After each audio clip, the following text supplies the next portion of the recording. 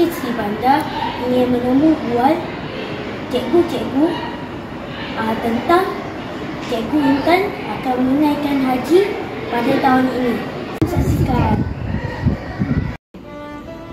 Alhamdulillah, tahniah diucapkan kepada Puan Intan Syafina, Guru Penolong Kanan Kurikulum yang akan berangkat menunaikan haji pada tahun ini. Ucapan saya kepada Puan Intan, semoga Puan Intan Syafina selamat pergi dan menunaikan haji pada tahun ini dan kembali ke sekolah seperti biasa. Selamat pergi dan balik. Semoga Allah memberkati segala amalan yang dilakukan oleh Puan Intan ketika berada di sana. Alhamdulillah. Okey, terima kasih ya cikgu. Sama. Saya nak tanya satu soalan. Apa pesanan cikgu dan doa cikgu kepada Cikgu Intan yang pergi menunaikan haji? Okey, cikgu doakan Cikgu Intan semoga dipermudahkan urusan di sana, haji yang mabrur, dapat tunaikan laksanakan ibadah dengan dalam keadaan kesihatan yang baik.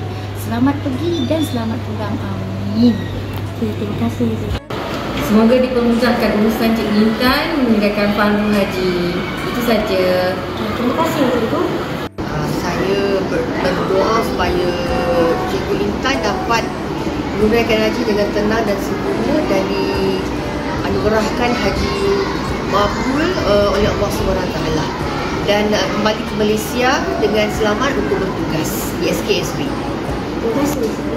Okay, saya mengucapkan pada Cikgu Intan dapat haji yang mabrur, disihatkan, kesihatan yang baik supaya dapat melakukan semua rukun dan kembali bersama kami ke JS. Amin. Terima kasih cikgu. Sama. Bila dapat keluar pergi ke haji tahun ini. Terima kasih soalan tu. Okey, mestilah saya rasa amat gembira sekali kan, teruja sebab untuk menyempurnakan rukun Islam saya yang kelima. Saya sampai ke sana, mestilah kita perlu untuk beribadat kan.